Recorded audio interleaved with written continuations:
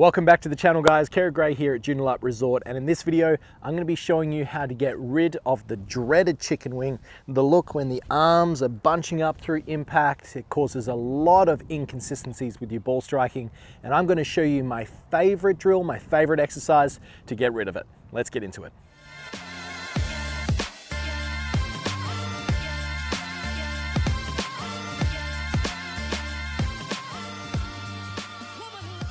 Now, there's certain moves that players make in the golf swing that they identify when they film themselves or their buddies are watching, that they go, that just doesn't quite look right relative to what a professional would do. So let's talk about at impact and what the club and the arm should do through impact. So if we were slowing down what a professional does, as the golf club would be approaching the ball, they would have a certain structure to their arms at impact and through impact. By the time that this club shaft is almost through parallel, they'll kind of have this look where the shaft and the lead arm are an extension of each other. They would have the forearms fully rotated towards the target, and then that would give them the look that they've extended through the ball and they're getting the most out of their golf shots. If you were to freeze frame a lot of amateur golfers going through the same sort of part of their swing, we would tend to see that the handle, if anything, would tend to be back of the club head. The lead arm and the trail arm would start to bunch up, and we would get this look where the handle is quite close to the body, versus what we would see with the professional, in which we would see a lot more extension where the club is a lot further away.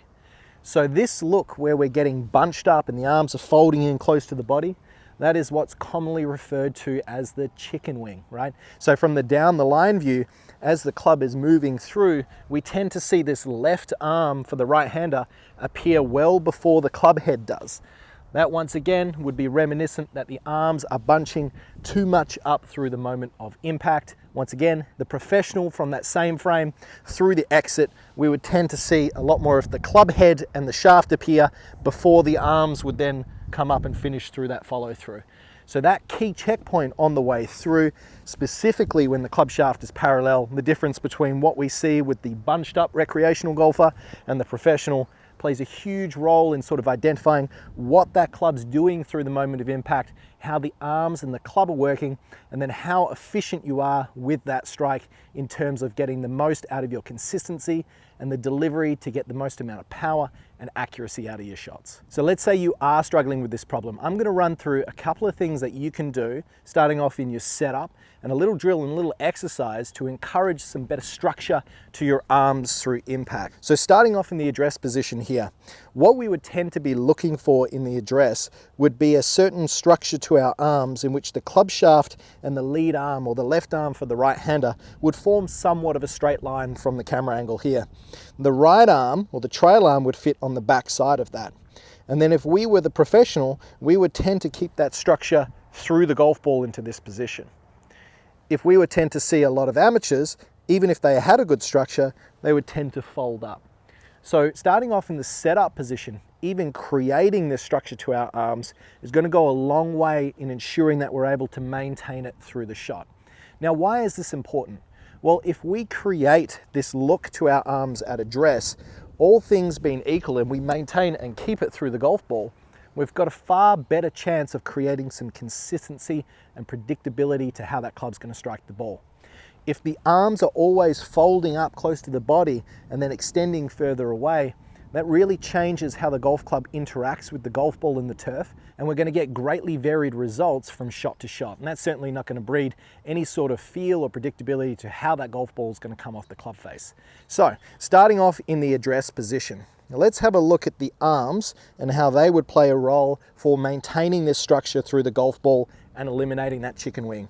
Well, if I was a player and I took a photo of my arms at address and I noticed that my elbow pockets were facing each other, so my arms were both internally rotated in this fashion, so my elbows were pointing, let's say, the lead arm towards the target and the back arm away from the target, well, you can see that would encourage the handle to move back and the arms to almost be separated at address. From there, it's more likely that we're going to continue to separate them through the golf ball, once again leading to this bunched up look. So what we tend to see with the professional is a little bit of the opposite. If we were to hold our hands out in front of our body and put our palms facing down to the ground, and then rotating from our upper arms, get our palms facing up to the sky, we can now see that our elbow sockets are facing more towards the camera. From here, without rotating our arms back towards each other, we're just going to rotate our forearms. So just getting our palms down without our elbows moving. And then if I put the golf club into my hands from that structure, well, we can see that my elbows would be facing more towards the camera. Looks very different from this position here. So what we're doing is we're rotating the upper part of our arm open, so our elbows would be facing more towards where the camera is situated. So from this position, when my hands and my arms are in such this structure, it's a lot easier to create this left arm and club shaft alignment that you can see here for the right hander, where it looks like it's forming one straight structure. The right arm would then fit on the back of it. Now this would be my preferred starting position for a lot of players who do indeed tend to fold their arms a lot through the impact zone. So starting off here, let's get our elbow sockets out and our forearms down, so we're taking our normal grip.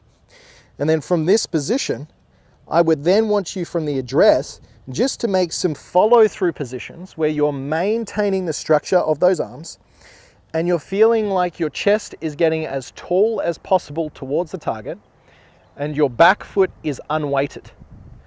So if I'm starting from a solid structural position at address, I maintain the structure of those arms to the follow-through, my chest is getting tall and my back foot is unweighted. This would be the ideal follow-through position for someone who tends to stay too flat-footed and too bunched up. So what that would mean would be that the mass and pressure of your body is moving towards the target and our arms are staying extended through the golf shot. So by just doing this little follow-through drill without any backswing, it's just ingraining the feel of what it would be like to have your hips tucked in towards the target and the club further away from your body rather than close. Now, once you've done that a couple of times, what we're going to do is we're going to start making some swings. So we're going to step into the golf ball. We're going to get our elbow sockets out, our structured arms, and we're just going to make a little backswing and we're going to hold the finish position.